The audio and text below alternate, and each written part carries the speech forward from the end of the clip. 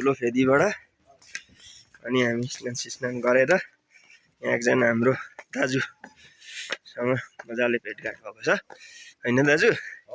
अब हामी चाहिँ उकालो चढ्यौं। जय पाथिबारा माता की जय।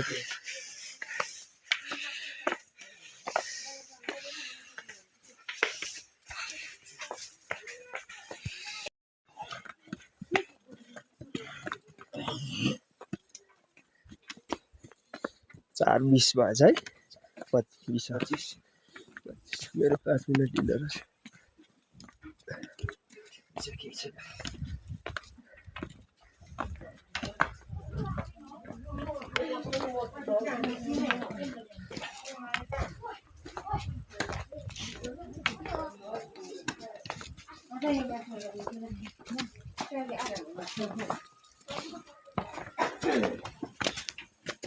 माथि शिर नै पुगिसक्यौं।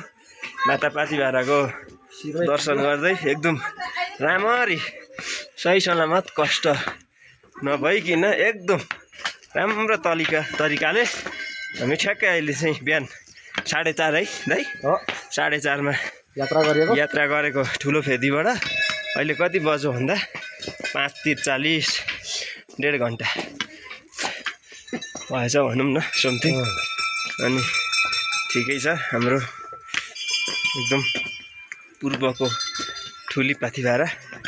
तपाईहरु पनि आउनु होला, तीर्थयात्रा राम्रो भ्रमण गर्नु होला।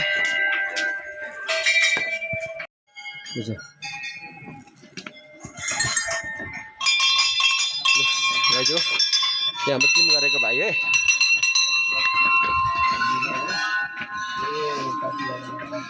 जय होस्।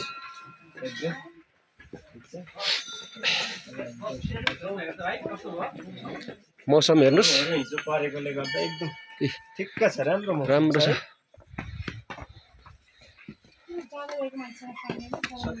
पानी खाने हो यहाँ छ।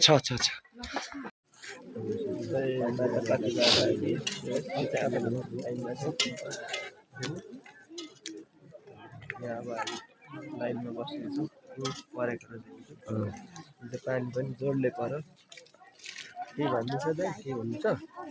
माता पाथिबारा माता हुनुहुन्छ है। दर्शनमा गइँदैछ। सबैको कल्याण होस्। नेपालमा कल्याण होस्। यो जाडो चाहिँ कति जाडो भयो। शान्तिपूर्ण वातावरण होस्। त्यस्तै हो।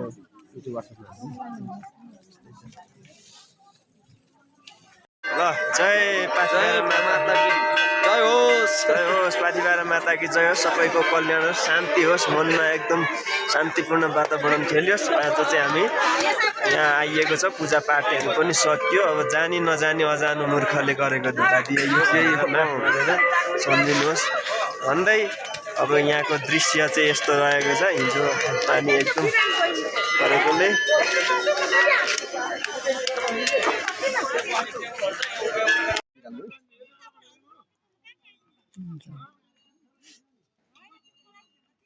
भिडियो छ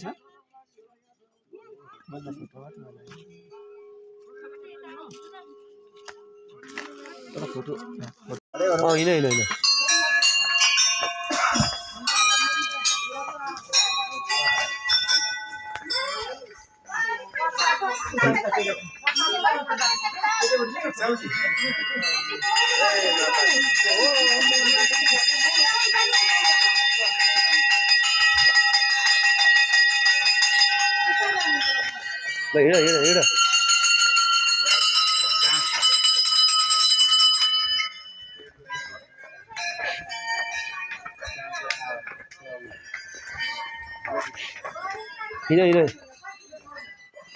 ल बन्द गर्दै क्लोज।